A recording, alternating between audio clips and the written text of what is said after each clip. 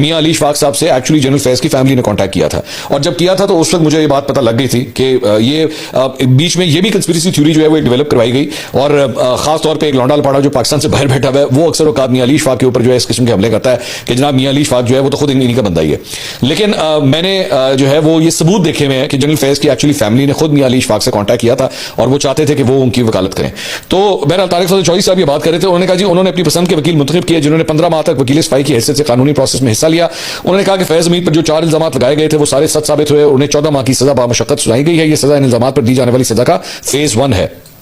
उनका कहना था कि यह फैसला ना तो हुकूमत की फतह है, ना किसी जमात की फतह है, ना इसमें किसी ने खुशी के शादियाने बजाए हैं। ये कम अज कम मुस्लिम लीग नून का शेवा नहीं है, मगर यह मैं जरूर कहूंगा कि आइन की फतह है, यह कानून की सरबुलंदी का ऐलान है, यह अदालती फैसला किसी के हक और दूसरे के खिलाफ नहीं है। देखिए ये तो मतलब जैसे कहते हैं ना मॉडेस्टी का जो है वो मुजाहरा कर रहे हैं तारिक फजल चौधरी साहब। ऑब्वियसली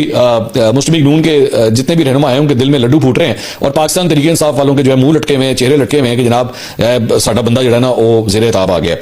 आगे उन्होंने कहा कि जी ये फैसला साबित करता है कि पाकिस्तान में कोई शख्स कानून और आइन से बालातर नहीं। उनके मुताबिक एक वक्त था जब फैज हमीद को मुल्क का सबसे ताकतवर शख्स समझा जाता था और कोई ये सोच भी नहीं सकता था कि वो आइन की गिरफ्त में आ सकते हैं।